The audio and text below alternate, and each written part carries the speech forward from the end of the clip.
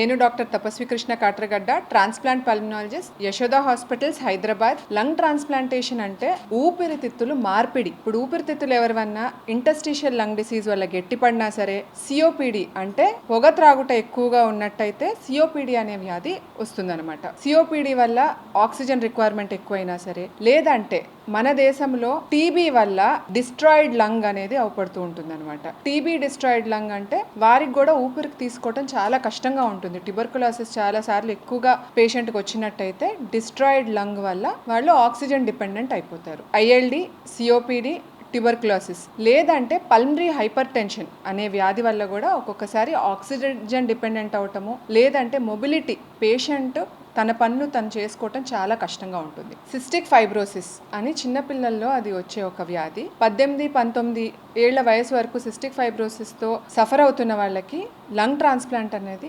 చేయగలుగుతాము. ఈ జబ్బులున్న వారికి ఊపిరితిత్తులు మార్పిడి అనే సర్జరీ. రోజువారీ పనులకి ఇబ్బంది పడుతూ ఉంటారు. ఆఖరికి మామూలుగా ఇంత డిస్టెన్స్, ఒక 6 మీటర్స్ డిస్టెన్స్ నడిచినా, లేదంటే ఆహారం తీసుకోవటము, లేదంటే చిన్న చిన్న పనులు చేయటంలో కూడా వాళ్ళకి ఇబ్బందిగా ఉంటుంది. వారు ఈ ప్రాబ్లంతో ఇబ్బంది పడుతూనే ఉంటారు. ఇవే కాకుండా ఈ జబ్బులున్న వారికి మాటిమాటికి ఇన్ఫెక్షన్స్ రావటం వల్ల 3 నెలలకి 6 నెలలకు ఒకసారి అడ్మిషన్స్ అవ్వటము, ఐసీయూ అడ్మిషన్ అవ్వటము, లేదంటే వెంటిలేటర్ పెట్టడం అవసరం పడొచ్చు కూడా. ఇందువలన పర్మనెంట్గా చెడిపోయిన ఊపిరితిత్తుల్ని తీసేసి డిసీజ్డ్ డోనర్ అంటే కెడవరిక్ డోనర్ అంటామన్నమాట, వారి నుంచి లంగ్ ట్రాన్స్ప్లాంటేషన్ అనేది చేయటం జరుగుతుంది. ఇప్పుడు ఆక్సిజన్ రిక్వైర్మెంట్ ఉన్న వారికి అందరికీ లంగ్ ట్రాన్స్ప్లాంటేషన్ అవసరమా? కాదు. కొంతమందికి మెడికల్ మేనేజ్మెంట్తో కూడా ట్రీట్మెంట్ ఇవ్వగలుగుతాం అనమాట. ఇదే కాకుండా పల్మనరీ రీహాబిలిటేషన్ అని చెప్తాం. 70 నుంచి 80 వయసు ఉన్న వారికి పల్మనరీ రీహాబిలిటేషన్ మెడికల్ మేనేజ్మెంట్తో మనం లంగ్ ట్రాన్స్ప్లాంటేషన్ అవసరం లేకుండా కూడా ట్రీట్మెంట్ ఇవ్వచ్చు. So medical management, pulmonary rehabilitation, ఇది కాకుండా అవసరమైనప్పుడు లంగ్ ట్రాన్స్ప్లాంటేషన్. సో